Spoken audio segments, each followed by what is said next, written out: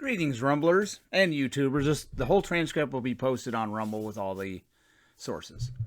Iowa's answer to Bilbo Baggins and Story County, Iowa Supervisor Latifah Faisal likes to comment on ordeals far outside the state of Iowa, such as the George Floyd fiasco, but doesn't say much about events in Iowa. For example, I asked the Hobbit some months ago if she knew Jose David Lopez's name, the young man who was murdered by a carload of lunatics down in Des Moines. Latifah Faisal didn't say anything about Kyle Rittenhouse either, but if he had been convicted, she likely would have. She is not very bright. I had to do a lot of digging, but found 3 instances in Story County, Iowa, and it's not like this redneck county has its events featured on the front page of the Washington Compost or even the Des Moines Red Star, but there were 3 instances there where people either died or were seriously injured in confrontations with the police in recent years. I asked Latifah to comment on those confrontations with police that happened in her county. I guess she's only concerned with items that the MSM tells her to be concerned about. She is a muppet indeed. Latifah Faisal blocked me from her campaign account when I challenged her as to why she wanted illegal alien migrant camps in Ames, and eventually blocked me from her personal account because she is incapable of defending her views on, well, anything. These murders I'm going to focus on aren't in Story County, Iowa, but one of Iowa's very few dangerous cities, Fort Dodge. I wonder if Latifah Faisal is wringing her Vienna sausage fingers over these acts of violence in her state, or does she only care when it's outside Iowa and involves the police? The most dangerous counties in Iowa, and pretty much across America, tend to be diverse, and they tend to vote Democrat. If anybody wants to take me on that, I'll be the lawnmower. If my internet sleuth activities are correct, Fort Dodge has had 3 murders this year, which means they will likely win the Iowa sweepstakes for the most dangerous city in the Hawkeye State, unless Waterloo has a surge in the fall. But don't count that cesspool out, right? Black Hawk County, Iowa Supervisor Chris Schwartz. Black Lives Matter. Fort Dodge is not a very large city, so it need not have a lot of murders before its rate starts going into the stratosphere. Hey, Latifah Faisal, do the black lives that are murdering black lives in Fort Dodge matter or not? I've got the links down. You can look at these murder. The people getting arrested for murder in Fort Dodge. It's kind of weird. Isn't it, Latifah? From 2016 to 2022, of the 18 people arrested in Fort Dodge for murder, 2/3 of them, or 66.66% for you idiot Democrats listening, 12 of the 18 murder arrestees in Fort Dodge were black. Fort Dodge is only 6% black. That's what you call disproportionate. From 2016 to 2022, Fort Dodge had 13 murders, which is almost two per year for you dumbasses watching this. Of the 13 murder victims in Fort Dodge in that time frame, 53.84%, or 7 of them, were black.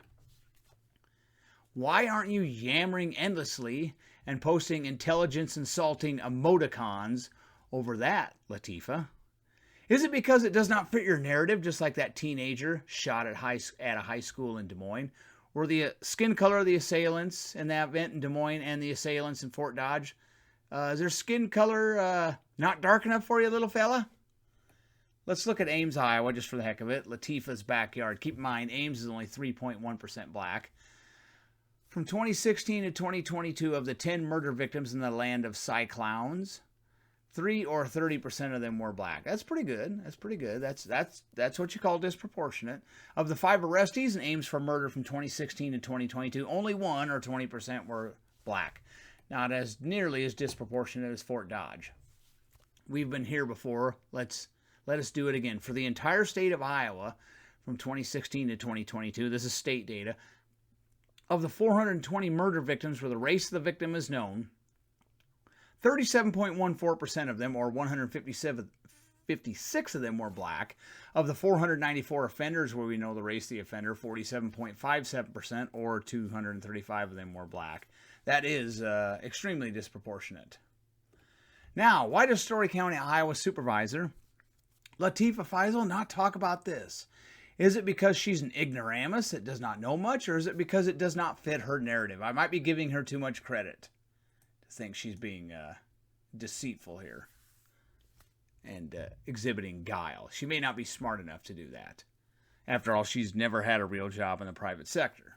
Black folks have a great opportunity to succeed in lily white Iowa, a place where you are safe, so long as you stay out of certain areas of Fort Dodge, Des Moines, Cedar Rapids, Davenport, and Waterloo is a train wreck.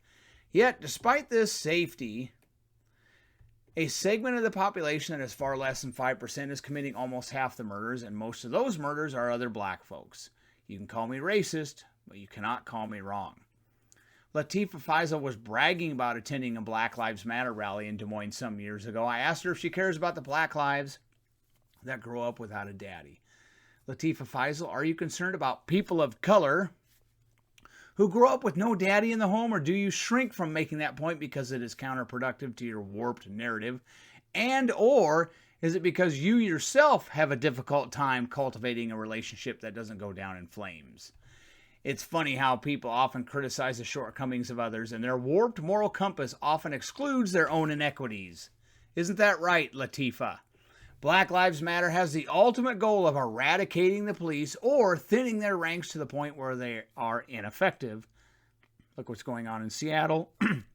Excuse me, I got a frog in my throat. Look at what's going on in Seattle, Los Angeles, Portland.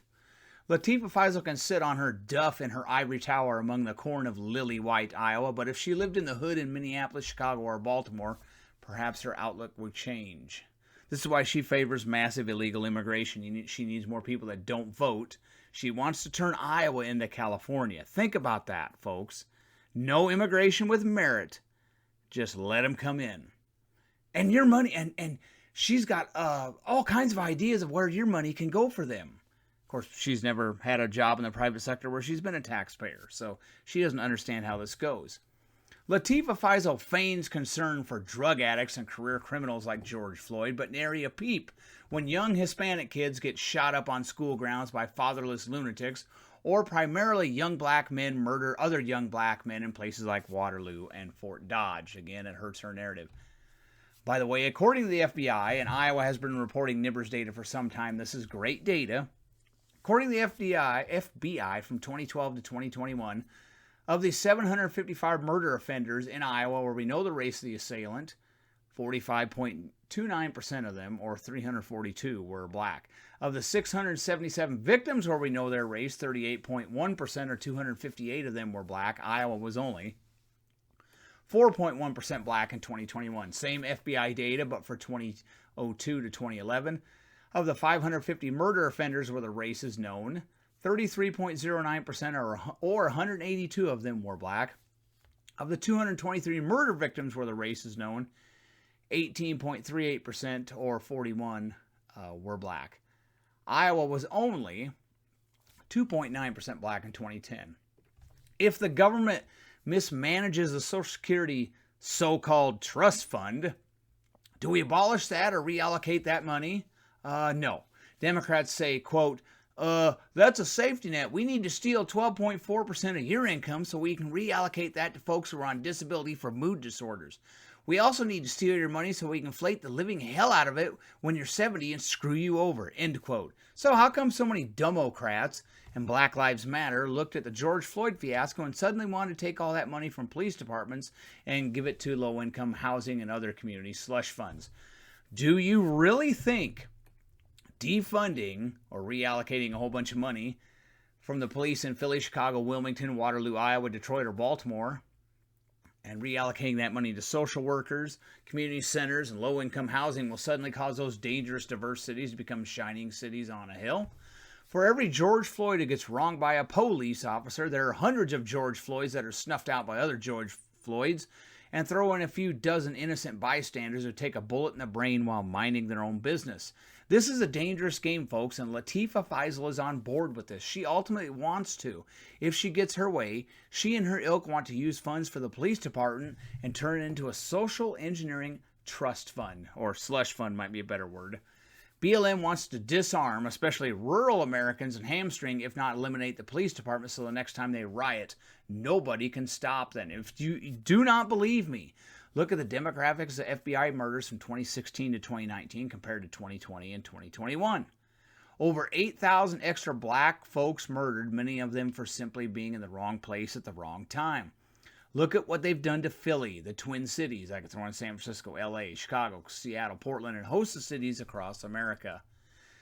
This is what Latifah Faisal wants, even if she is not bright enough to convey that message. Keep in mind, Black Lives Matter also railed against the nuclear family, which is much of the reason so many young black men are dysfunctional. Again, you can call me racist, you can't call me wrong. Think about that. If they were poo-pooing nuclear households, which are very good for children most of the time. Yeah, I understand. Oh, my dad was an alcoholic. Yeah, well, most of the time having two parents in the home, even if they're not flawed, even if they're a little bit flawed, is much better for the children, as opposed to if everybody was raised by a single parent. It's as if they want a dysfunctional society, which I guess is in their mind is easier to carry a strong arm. That may work in drug-addled Portland. That might work in the hoods of Wilmington or Milwaukee, but it will not work and will not happen in Iowa. Latifah Faisal and all her policies must be opposed. I urge Story County, Iowa voters to jettison this clown from office next year and replace her with someone who has had a real job in the private sector. Mr. Chairman, I yield back.